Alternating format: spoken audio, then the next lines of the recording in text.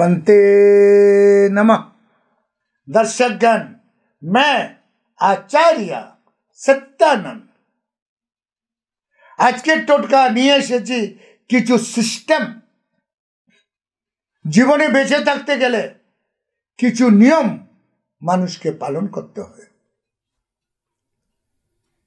বর্তমান সময় কারোর কাছে সময় নেই যে নিজের সন্তান আর নিজেও শিক্ষা নেই, কি করে চলাফেরা করলে আমি ধর্মের অন্তর্গত থাকব। আপনি ধর্মকে দেখবেন, ধর্ম আপনাকে দেখবে, এটাই সিস্টেম। যে কোনো ধর্মের লোকেরা নিজের নিজের ধর্ম পালন করে এবং তার ধর্মের যে কিছু সিস্টেম সেটা পালন করে। আজকের টোটকা আমি আপনাকে আপনার রেহেন সেহেন শিখাবো, ধার্মিক। এই রেহেন সেহেনে আপনার ঘরে বিদ্যাদায়িনী সরস্বতী আসবে, যদি আপনার বাড়িতে বালক বালিকা থাকে। এই সিস্টেমে আপনার বাড়িতে আসবে লক্ষ্মী, আপনার বাড়িতে আসবে লক্ষ্মী। এই সিস্টেমে আসবে যক্ষ আর যক্ষিণী। যক্ষকে কুবের, যক্ষিণী কারা?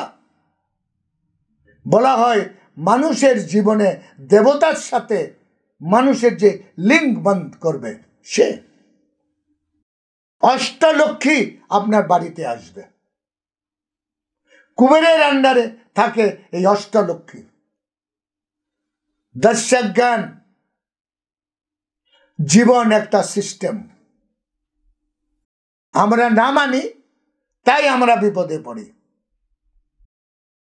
দেখবেন, শুনেছেন এই কথাগুলো, হতে পারে আপনার ঠাকুমা, মাসিমা, পিসিমাদের থেকে, হতে পারে যে কথাগুলো আমি বলতে যাচ্ছি এগুলো আপনি শুনেছেন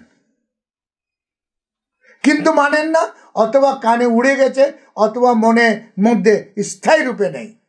আজকে নোট করুন খাতা পেন্সিল নিয়ে। আপনাকে 1 মিনিটের টাইম দিচ্ছি, খাতা পেন্সিল নিয়ে এই নিয়মগুলো নোট করুন। আপনার জীবনকে ব্যবস্থিত করার একটি অদ্ভুত টোটকা।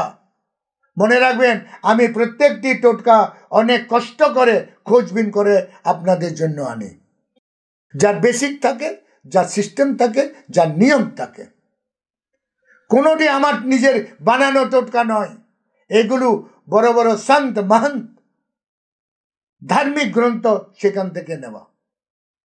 শুনুন, বলা হচ্ছে আপনার জীবনকে সুন্দর করতে গেলে, বাড়িতে লক্ষ্মীকে নিবাস করতে গেলে, আর্থিক রূপে সবল হতে গেলে, মন্দিরে পুজো করে যখন আপনি আসবেন, বাড়িতে কখনো পা ধুবেন না। অদ্ভুত কথাটি। মন্দির থেকে ফিরে এসে বাড়ির ঢুকার আগে পা ধুবেন না। মন্দিরের ওই ধুলটি আপনার বাড়িতে আসা চাই আপনার পদছায়ার সাথে। আর ম্যাক্সিমাম লোকেরা বাড়িতে ঢুকবার আগে বাইরে পা ধুয়ে নেয়। এটা নয়। মন্দির থেকে ফেরত এসে কখনো বাড়িতে ঢোকার সময় আপনি পা ধুবেন না। দ্বিতীয় বলা হচ্ছে যে কোনো ইয়াং ছেলে মারা গেছে, শুনুন, এটা প্যাথেটিক কথা। কোনো ইয়াং ছেলে দেহান্ত হয়েছে, মারা গেছে, তার মৃত্যুভোজ হচ্ছে। আমাদেরকে ডাকে, লোকদেরকে ডাকে মৃত্যুভোজ। মরে যাওয়ার পর, মারা যাওয়ার পর একটা ভোজ হয়। প্রথম তো এই সিদ্ধান্তটি বন্ধ হওয়া উচিত, তাও যারা করে করে। কিন্তু কোনো ইয়াং ছেলের মৃত্যুর পর যদি মৃত্যুভোজ আপনি খান, তাহলে মনে রাখবেন ইহ জীবনে আপনি কোনোদিন নিজের আয়তন বাড়াতে পারবেন না। এটা দাওয়া শাস্ত্রে। কোনোদিন পারবেন না। রাক্ষস, পিশাচ, ভূত, প্রেত সব আপনার পিছনে পড়ে গেছে, আপনাকে জর্জরিত করে দেবে।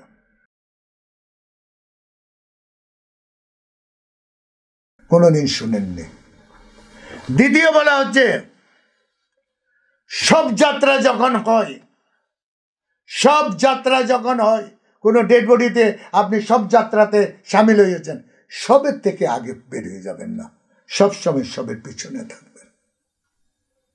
মনে রাখবেন এটা।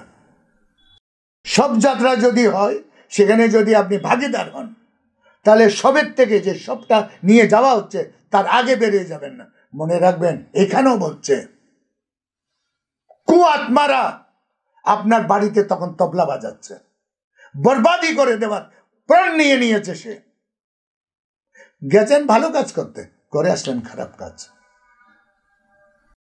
সিস্টেম। দর্শকগণ বলছে আরেকটি কথা, এই কথাটি একটি আধুনিক খুব বড় সন্ত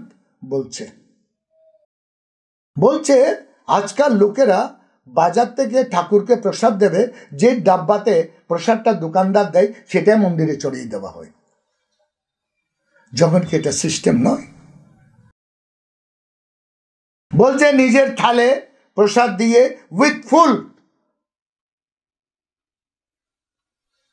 উইথ চন্দন দিয়ে ঈশ্বরকে ভোগ দেবেন। ওই যে আপনি মিষ্টির দোকান থেকে ডাব্বা নিয়ে এসেছেন, সেই ডাব্বা চড়িয়ে শর্টকাটে আপনি টাকা পুজো করে দিলেন, এই শর্টকাটের পুজো, দেবতা আপনার থেকে কোশো দূর চলে গেছে। দর্শকগণ তারপরে বলছে যে কোনোদিন নিজের পার্সে টাকা আর শিক্ষাকে একটি খাপে রাখবেন না। টাকা, নোট আর শিক্ষা, কয়েন একসঙ্গে একটি খাপে রাখবেন না। কয়েন আলাদা রাখবেন, টাকা আলাদা রাখবেন। দেখবেন মারওয়াড়িরা কয়েনকে একটা ডাব্বায় রাখে, টাকাগুলোকে পেস্ট করে করে অন্য জায়গায় রাখে, একসঙ্গে রাখে না। বলা হয় দারিদ্রতার বড় কারণ নিজের পার্সে কয়েন আর টাকা একসঙ্গে রাখা। দর্শকগণ তারপরে বলা হচ্ছে কোনো দিন বিষ্ণুর ফটো দরজার উপরে রাখতে নেই।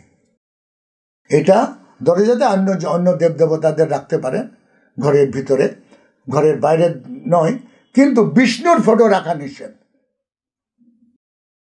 পালনহার তাকে দরজার উপরে রাখতে পারেন, তাকে আসনে রাখবেন। বিষ্ণুর ফটো একমাত্র একটি জায়গায় শোভনীয়, সে নিজের আসনে। দর্শকগণ এই সিস্টেম, এই জিনিসগুলোকে মেনে চলুন, একটি অদ্ভুত সিস্টেম। দেখবেন আপনার জীবন মসলিন, সহজ আর সরল হয়ে উঠবে। ঈশ্বরের আশীর্বাদ আপনার উপরে থাকবে। আজকে আমার সময় এখানে শেষ। কাল আমি আবার আসছি আরো একটি টোটকা নিয়ে। ততক্ষণের জন্য বিদায়। ওম হনুমন্তে নমঃ।